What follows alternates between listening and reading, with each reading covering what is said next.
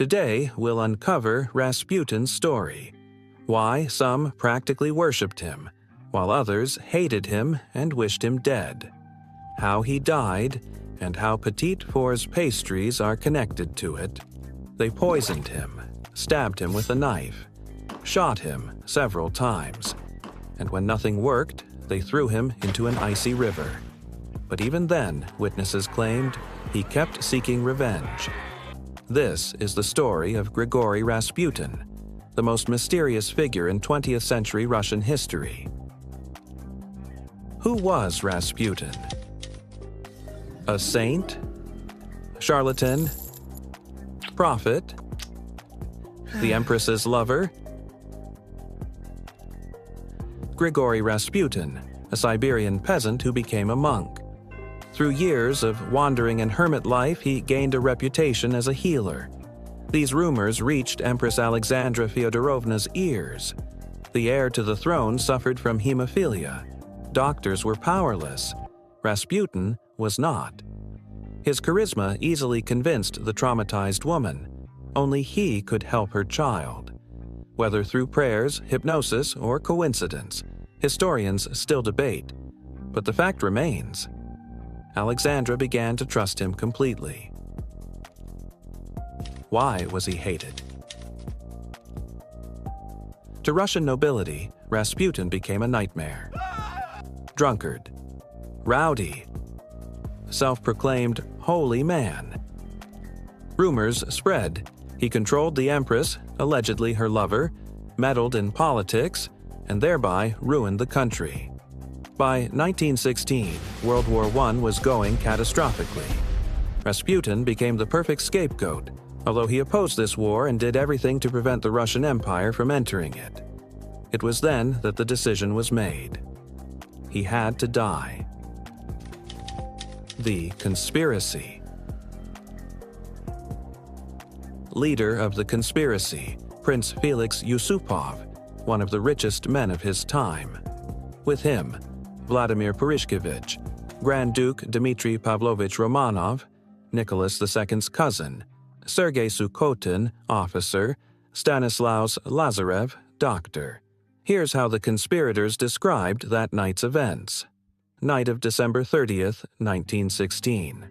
They invited Rasputin to Yusupov's palace under the pretext of meeting Grand Duchess Irina, Yusupov's wife. Yusupov explained she would come down later.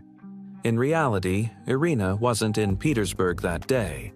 They led the guest to the basement room. They served wine and Petit Four pastries, generously laced with potassium cyanide. The dose would have killed several people. Rasputin ate, drank. But nothing suspicious happened. No pain, no convulsions, no death. That's when the conspirators realized their plan had failed and began to panic. Yusupov shot Rasputin in the chest. He fell to the floor. It seemed over. But a minute later he rose, bloody, gasping, staring at his killers, and rushed into the courtyard. The conspirators chased after him. More shots rang out. Rasputin nearly reached the gate, but the final shot thundered. They beat him, tied him up, drove him to the Neva by car, and threw his body into the icy water. Legend versus facts. Several days later, Rasputin's body was pulled from the Neva under a bridge. According to legend, they threw him into the river still alive. Supposedly he tried to climb out, clutching the ice. But the autopsy report states, traces of cyanide found in stomach but in small doses. 3 bullets, liver, right kidney, forehead, finishing shot. No drowning, lungs dry, death occurred before hitting the water. Plus, multiple bruises and fractures from beating. Why invent the drowning myth? According to Russian Orthodox Church rules, drowning victims cannot be canonized as saints. Modern version, poison was likely present, but low dose. Lazarev may have mixed it wrong. Or Rasputin ate slowly, and the poison hadn't kicked in yet. Followed by 3 close-range shots: liver, back, kidney, forehead, kill shot. The conspirators apparently embellished the story.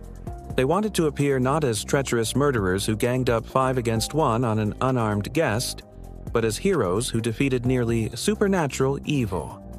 Nicholas II punished them lightly. Yusupov exiled to his estate, with fortune intact. Dmitri sent to the front. The others faced no punishment at all. Why so lenient? Nicholas II understood. The army and court hated Rasputin. Punishing the heroes could have sparked a revolt.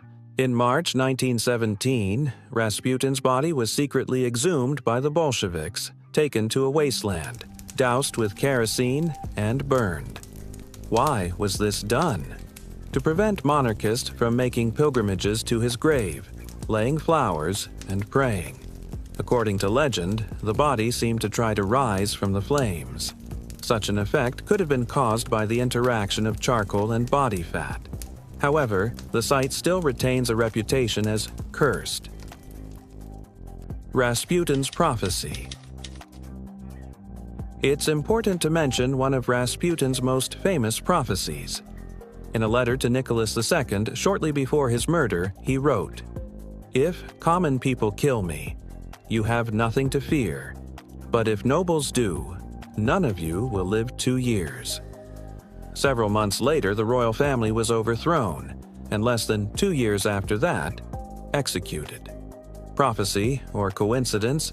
History unfolded exactly that way. Rasputin long ago moved beyond the boundaries of history and became a global phenomenon. The Rasputin Museum is visited by more than 500,000 tourists each year. Songs are written about him, and he is a frequent character in films, animated features, and video games. Who was Rasputin in reality? A saint?